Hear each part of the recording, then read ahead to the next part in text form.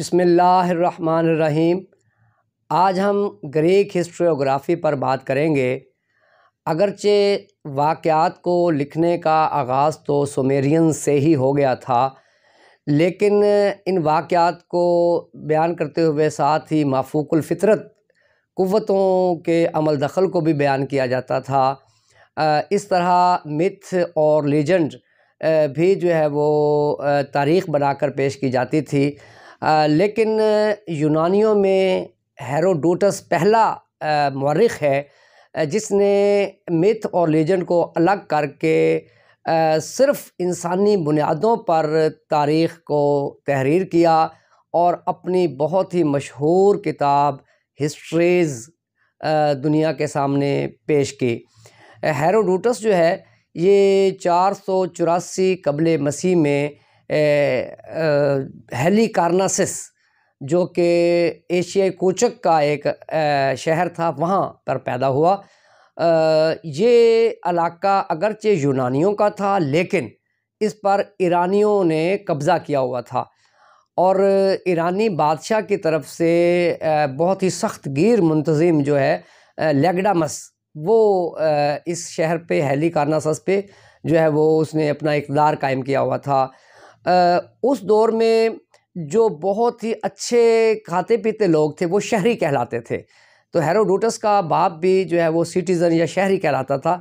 इससे पता चलता है कि ये अच्छे खाते पीते घराने से ताल्लुक़ रखता था और पैदाइशी तौर पर फिर ये मतलब ईरानी ही था, क्योंकि इसका इलाका जो है वो ईरान के कब्ज़े में था।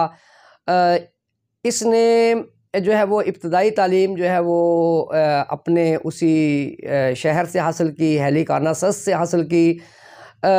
इसका चचा जो था निपासस, उसने कुछ नौजवानों को साथ मिलाकर वो जो गवर्नर था लेगडामस, उसके ख़िलाफ़ बगावत करने की कोशिश की। वो बगावत नाकाम रही और लेगडामस ने इसके चचा को कत्ल करवा दिया। हेरोडोटस ने ये देखते हुए कि कहीं ये जो पकड़ दकड़ हुई है और कत्लो गारत हुई है बगावत करने के इल्ज़ाम में, इसमें ये भी गिरफ़्तार ना हो जाए, तो या तो फिर ये ख़ुद जिला वतन कर दिया गया या फिर इसने ख़ुद ही राह फ़रार अख्तियार की। बहरहाल 30 साल की उम्र में इसने अपना शहर हेलिकार्नासस छोड़ दिया और ये दुनिया की सियाहत पर फिर निकल खड़ा हुआ। उस वक़्त की मौजूद दुनिया के तकरीबन तमाम ही इलाके इसने देखे, अपनी आँखों से इसने सब मुशाहिदात किए।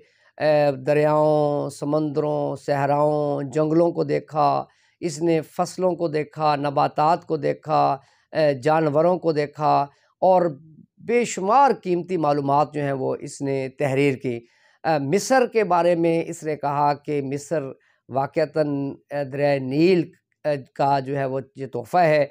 ज़ीरी मिस्र में जब जाके इसने पहाड़ी इलाकों को देखा और वहाँ घोंगे देखे, तो ये इस नतीजे पर पहुँचा कि कभी यहाँ पे समंदर मौजज़न था, यानी समंदर यहाँ से गुज़रता था। इस तरह इसने बहुत से इलाकों के बारे में अपने मुशाहिदात तहरीर किए। उसके बाद इसने अपनी उस किताब में ईरानियों और यूनानियों की जंगों के वाक़यात को बड़ी तफ़सील के साथ बयान किया। ये यूनानियों से मोहब्बत करता था और ईरानियों से नफ़रत में इस हद तक आगे निकल गया कि ये अपनी किताब में ईरानियों के लिए वहशी का लफ़्ज़ इस्तेमाल करता है। इसके नज़दीक ईरानियों और यूनानियों के दरमियान ये जंगें दो तमद्दनों या दो बड़ी तहज़ीबों के दरमियान ये जंगें थीं। उसने बड़ी तफ़सील के साथ ईरानियों की फ़तह के असबाब बयान किए हैं और यूनानियों की कमज़ोरी और यूनानियों की शिकस्त के असबाब भी जो है वो उसने तहरीर किए हैं। उसने जैसे मैंने पहले कहा कि वो ईरानियों के लिए वहशी का लफ़्ज़ जो है वो इस्तेमाल करके जो है वो अपनी नफ़रत का इज़हार जो है वो उनके लिए करता है। हेरोडोटस जो है इसके नज़दीक तारीख़ जो है वो तलाश हक़ का नाम है और ये कहता है कि हाल जो है उसके असबाब जो हैं वो माज़ी में होते हैं।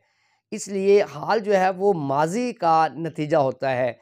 इसके नज़दीक हाल में जो वाक़यात हमारे सामने पेश आ रहे होते हैं, वो महज़ इत्तफ़ाक नहीं होता, बल्कि उसकी कुछ न कुछ रीज़न्स होती हैं, उसके काज़ होते हैं।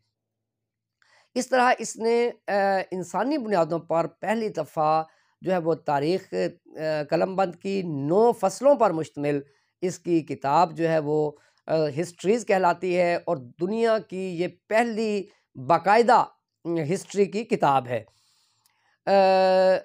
जब इसकी शोहरत जो है वो एथेंस पहुंची, तो एथेंस वालों ने इसको अपने यहाँ आने की दावत दी और इसके लिए इसके काम को देखते हुए 2 लाख रुपया, यानी मौजूदा दौर का 2 लाख रुपए के करीब रकम जो है वो इसके लिए इनाम रखी। ये एथेंस चला गया, लेकिन उसके जो हासिद थे वो मुतहर्रिक हो गए और उन्होंने ये रकम हेरोडोटस को ना लेने दी और वो वहाँ पे जाके बहुत ही ज़्यादा मायूस हुआ और एथेंस वालों के रवैये से उसे बड़ा दुख पहुँचा, इसलिए उसने वो इलाका छोड़ने का फ़ैसला कर लिया।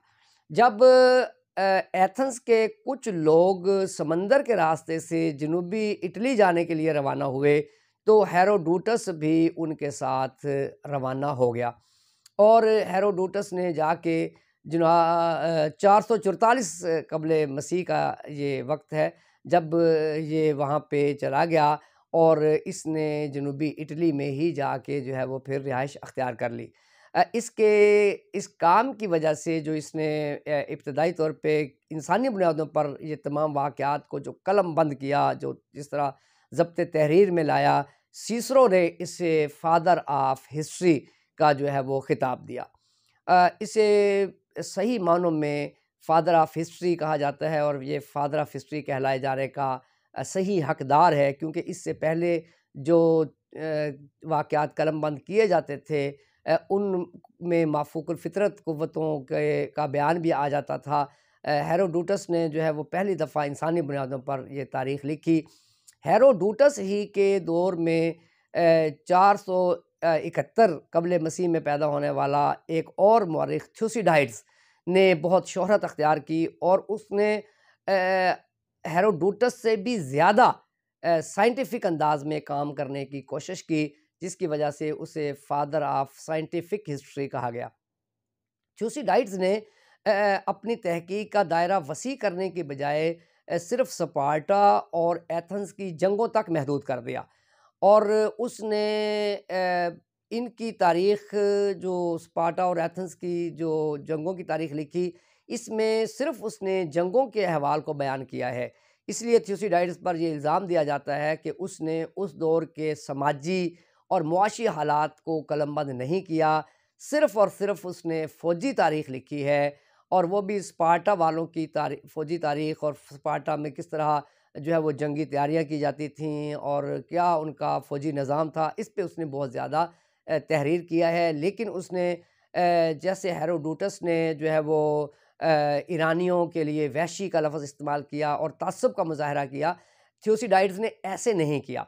उसने ज़्यादा बेहतर अंदाज़ में असबाब को तलाश करके और हक़ाइक़ की रोशनी में तारीख़ लिखने की कोशिश की और बहुत कम उसने लोगों से सुन के बहुत कम तहरीर किया, क्योंकि वो ख़ुद भी इन जंगों में शामिल था। इसलिए उसने अपनी आँखों देखा हाल लिखा। थ्यूसिडाइड्स कहा करता था कि तारीख़ जो है वो मुशाहिदे के अलावा कुछ नहीं, यानी चश्मदीद वाक़यात के बग़ैर तारीख़ का कोई वजूद नहीं है। इसने जिस जंग के अहवाल को बड़ी तफ़सील से बयान किया है, उसे पेलोपोनेशियन वार कहा जाता है। तो इसकी पेलोपोनेशियन वार के बारे में जो इसकी हिस्ट्री जो है, इसने जो तहरीर की है, वो दुनिया की तहकीक के हवाले से और तारीख़ नवीसी के हवाले से, हिस्टोग्राफ़ी के हवाले से बहुत ही इब्तदाई तौर पे जो देखा जाए तो बहुत ही ज़बरदस्त और ख़ूबसूरत जो है वो काम है और आने वाले मुअर्रिख़ीन के लिए भी वो जो है मशाल राह बना। तीसरा जो इस दौर का बड़ा मुअर्रिख़ है वो तकरीबन 430 कबल मसीह उसका पीरियड है। वो है ज़ीनोफ़ों। ज़ीनोफ़ों जो है वो एक बहादुर फ़ौजी भी था, 10,000 सिपाहियों का वो कमांडर भी था। और और उसकी तारीख़ की जो किताब है वो हेलिना जो है वो उसने उसको कलमबंद किया, लेकिन वो ज़्यादा उन चीज़ों को फ़ॉलो नहीं कर सका, उन असूलों को जो थ्यूसिडाइड्स ने और हेरोडोटस ने जो तय कर दिए थे। इसलिए इसको को बहुत बड़ा मौर्रिख़ नहीं माना गया, लेकिन ये उस दौर का एक आखिरी बड़ा मौर्रिख़ है जो थ्यूसिडाइड्स और हेरोडोटस और थ्यूसिडाइड्स के बाद जो आया। इसके बाद तकरीबन जो है वो मौर्रिख़ीन के हवाले से और तारीख़ नवीसी के हवाले से यूनानी अहद जो है वो तकरीबन ख़त्म हो जाता है। इस तरह आज की गुफ्तगू में हमने तारीख़ नवीसी पे बात की, जो कि यूनानियों ने जो है वो शुरू की, यूनानियों से इस इल्म का आगाज़ हुआ। और इसमें 3 बड़े मौर्रिख़ आए, हेरोडोटस जिसने जो है वो ईरानियों और यूनानियों के जंगों के अहवाल को बयान किया। थ्यूसिडाइड्स ने स्पार्टन्स और एथेंस वालों की जंगों के वाक़यात को और ख़ास तौर पे फ़ौजी हिस्ट्री को जो है वो बयान किया। और ज़ीनोफ़ों जो है उसने एक मुकम्मल जायज़ा पेश करते हुए मुख्तलिफ़ वाक़यात को जो है वो कलमबंद किया। तो आज हमने यूनानी तारीख़ नवीसी पे बात की।